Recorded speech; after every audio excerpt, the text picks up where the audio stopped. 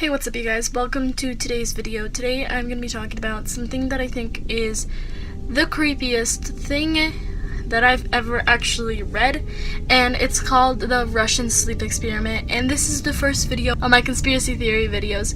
So if you guys like this type of video, please give it a thumbs up, because I would like to know if you guys like them and you want me to be making more of them. Anyway, let's get started. So the Russian sleep experiment happened in the 1940s.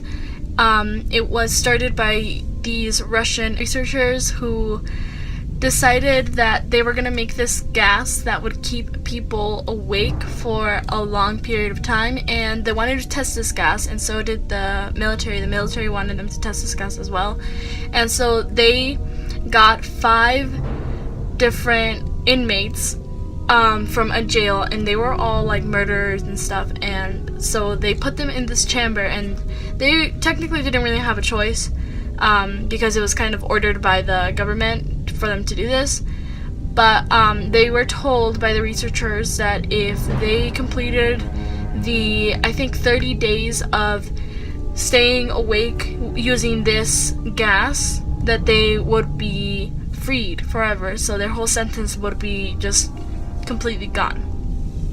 So 5 of these inmates went into the chamber, and they locked them up. The chamber had 2 windows, and they had a little microphone inside, and in this chamber they put books and food and stuff that would last them for 30 days so that they could, stay alive.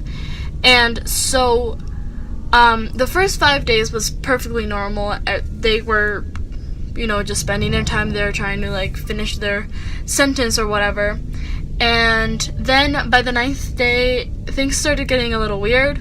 One of the inmates started screaming, and they screamed for so long. They screamed for, I think, 3 hours, that their vocal cords ripped out and they died on the spot.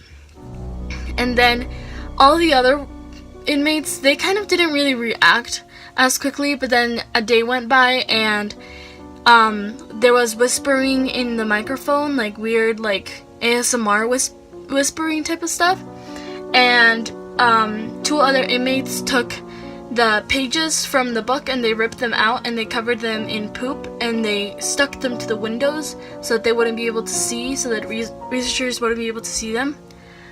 And then by the 10th day, or by the 10th or 11th day, another one of the inmates started screaming once again. By the 11th day, one of the inmates started screaming again, but it wasn't as bad. I mean, he did kind of hurt his vocal cords, but he was okay, I guess. But once these 2 inmates took the pages and put poop on them and covered the windows, everything just kind of stopped. Everyone stopped yelling, the whispering stopped, everything just stopped. You couldn't hear anything and you couldn't see anything, so you didn't know what was going on in there. 3 more days passed, and the researchers wanted to check the microphones, so they kind of made noise and stuff to try to see if it would trigger some movement or something inside, so that they would know that at least they were alive. But what was weird is that, they didn't know if they were really alive or not, but what was weird is, although they knew that only 4 of them were alive, there was consumption of the oxygen inside the chamber. There was oxygen consumption that would be for 5 different people, and it would be they were really out of breath, so it would be 5 people were that's how much oxygen was being consumed in the chamber. So that's what was kind of weird about that. On the morning of the 14th day, the researchers finally talked into the microphones, which they had said that they didn't want to talk into the microphones, and they hadn't talked into the microphones for the whole 14 days that the people had been in there, but they talked into the microphones and they said, "We are coming in, please stand up against the wall,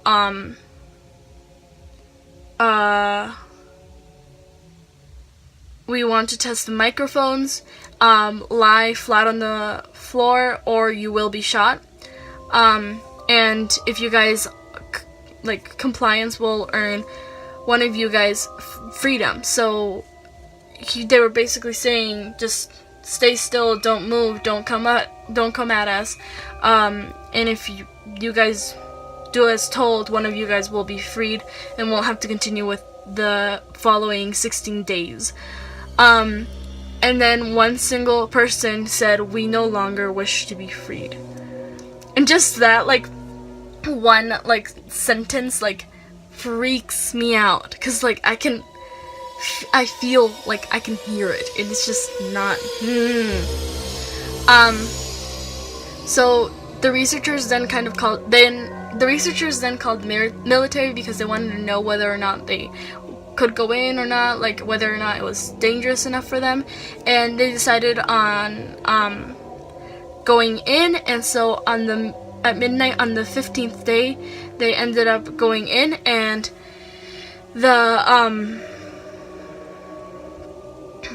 when the door was open, the chamber was immediately flushed with fresh air because they had only been inhaling that gas that could make them stay awake and alive, and oxygen. So once the door was opened, fresh air came in, and they started screaming. All the inmates started screaming and freaking out, and they didn't want to go, and they were like fighting like crazy.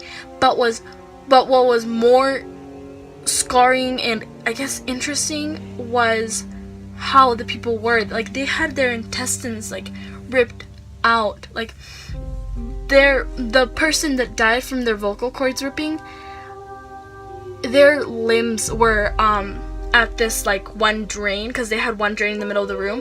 Their limbs were in there, and the drain was clogged with blood and flesh, and there was water spilled everywhere. There was around 4 inches of water like on the ground, like a lot of inches, like probably like that much, if not more, of water on the ground. And they were fighting, and the food rations the food that they had been given hadn't been touched past the first 5 days that they were there. So they hadn't been eating for 10 days.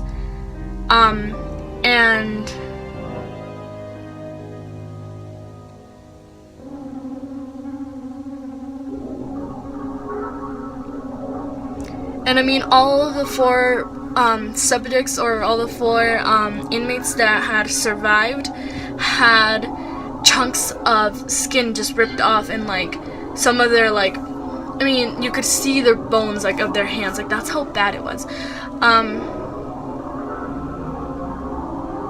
After they took them to the hospital, they were able to tell that these wounds were self-inflicted, so they did them on their own. So no one else like did them on each other.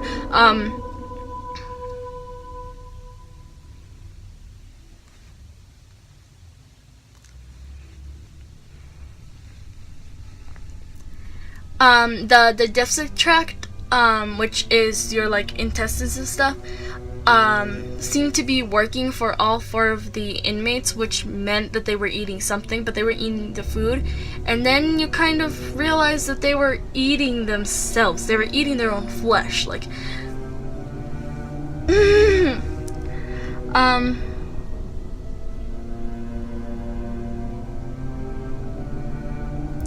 and what was, I think, more surprising was how badly the test subjects fought to stay in the chamber. Like, they killed a couple soldiers in order to stay in that chamber. They killed them. They just fought their way out of it, and they killed them. But they all ended up going to the hospital where they got surgery, and the one that was like most injured was taken into the surgery room first, or the surgical operating room first, and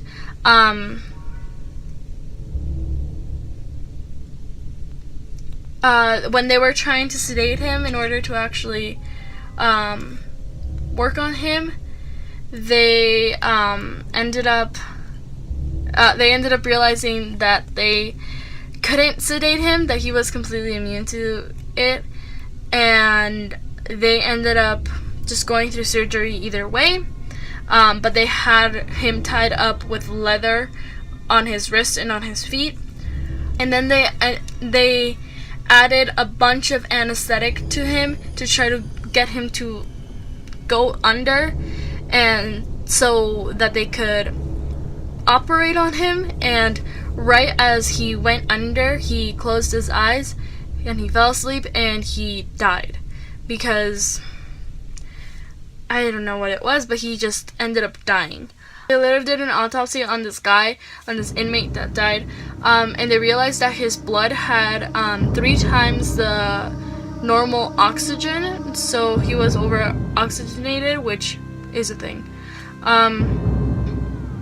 The muscles that were still attached to his skeleton were badly torn, and he had broken 9 bones in the struggle of not getting subdued. And then there was the second survivor who had been screaming, the second guy who had been screaming. He had also torn out his vocal cords, and they suggested to kind of patch everything up, and they weren't going to take the chances of putting him under again, because they thought that he was going to die. So he didn't really speak, and he kept like wheezing and like saying like kind of like shaking no, and he didn't want to like get anything done. And then once they started operating, started kind of healing him up, he like kept trying to speak, and then he finally spoke, and he said, "Keep cutting." Like,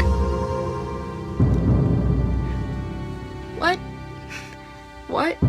Keep cutting. Like, I can't even like deal with like a little like paper cut. I freaking pinched my hand today, and I can't even deal with that. I was literally like, my hand was feeling numb, and I was freaking out. Like, he's getting his vocal cords put back together, and he says, "Keep cutting." Like, I had a surgery, and I specifically asked for more anesthetic. I was like, I need more anesthetic than normal, because I'm probably gonna wake up and it's gonna hurt like a bitch. And so I like, I don't think this is like an actual person anymore. I don't think. The other 2 survivors were operated on as well without anesthetic, because again, they didn't want them dying. They had to inject a paralytic though, so that they wouldn't be flailing all around during the operation. What was again weird was that the inmates were giggling and laughing and stuff while they were operating on them, and the paralytic actually was gone in a matter of like minutes. It was so short, and they were trying to escape once again, like right as it came off. And once they started to be able to speak again, they were asking and begging for the gas once more. The researchers were asking them, why are you hurting yourself, or why do you want the gas so badly? And they both answered, "I must stay awake." All 3 of the remaining inmates were put on restraints and were reinforced, and they were placed back into the chamber. And the gas wasn't turned on because the military and the researchers were kind of fighting over whether or not they wanted it to be turned back on.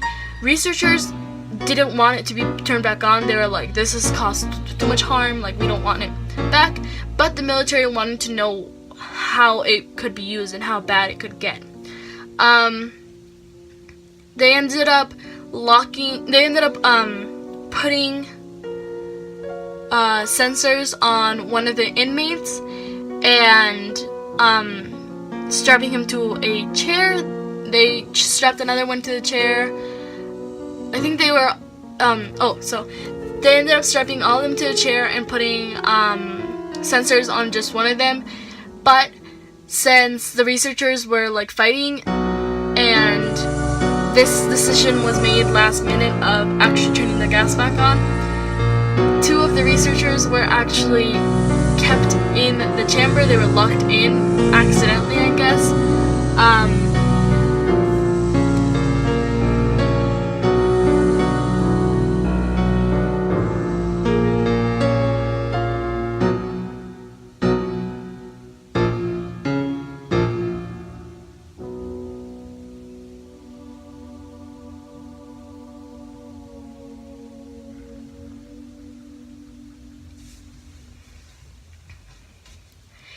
And surprisingly enough, they all stopped struggling once the gas was turned back on. And the one that was connected to the sensors, or the EEG, he kept like kind of like going like kind of falling asleep and stuff, and you could like see that he kept flatlining, which meant that his heart kept like stopped beating. He kept flatlining, and then he'd come back, and it was like he was brain dead for a second, and then he'd like be back. Like that's what it was. And he was obviously trying to stay awake, and they were all trying to stay awake. Like they didn't want to go back to sleep. And so the one that was connected to the EEG ended up flatlining and going brain dead and just completely dying because he fell asleep. There was another one that was humming, and his head was like in a pillow, and he was humming, and he ended up dying as well. He ended up falling asleep into the pillow. The last one that was kept asking to be sealed in so that the gas could fill up the whole room and he could stay alive, he could stay awake. And the commander ended up saying, okay, let's close the door, and there was still one researcher inside, and when the door was closed, he drew a gun that he had, and he was like, I will not be kept in here with you, I don't want to be in here with you. And which is pretty understandable, because if you saw what he saw, and if you dealt with what he dealt with, and you knew that he was a freaking convicted felon, and he had just been put under this gas, and it was just so much stuff. Like, I would be saying that as well. I'd be yelling and be like, I don't want to be in here with you, and pounding on the door. And so he then pointed the gun at the guy, and he yelled to the man strapped to the table, which was the same guy he pointed the gun at. He said, what are you? I must know. And then the inmate smiled, and he said, have you forgotten so easily? We are you. We are the madness that lurks within you, begging to be free every moment in your deepest animal mind. We are what you hide from in your beds every night. We are what you sedate into silence and paralysis when you go to nocturnal heaven, where we cannot tread.